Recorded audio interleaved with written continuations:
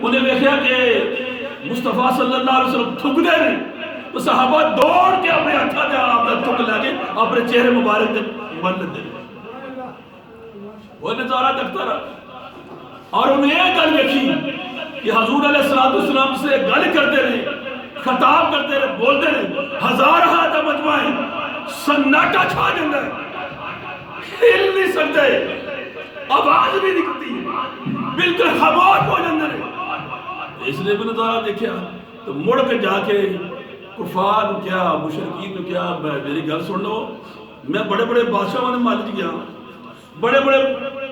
شہنشاہ والے دربار میں تھوڑا پیغام لے گیا لیکن جتنا ادب جتنی محبت میں صحابہ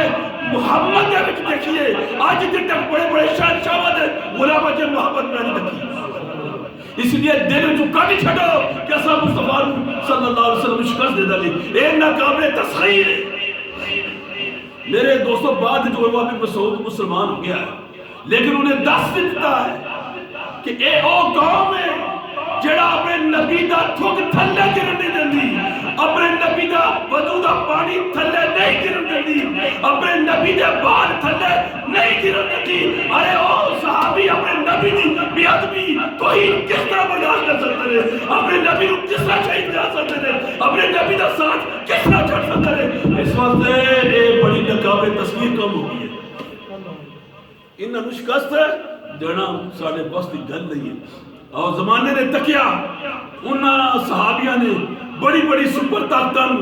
وقت بڑے بڑے نمرود بڑے بڑے فرعون گرا کے رکھ دیتا کیسر دی حکومت گرا دیتی کسرا دی حکومت گرا دیتی اس دور میں اے رشیا اور امریکہ اے اس دور دی طاقتاں سپر طاقتاں سے بھی آج بڑھ گئی لیکن مسلمان وہ مسلمان جنہاں نو ایک جوتی ملتی سی دوسری جوتی نہیں سی ملتی جنہاں نو شاہ نو کھانا ملتا سی اس بعد راستہ نہیں سی ملتا اور لان واسے صحیح طرح کپڑے نہیں سن ملتے لیکن وہ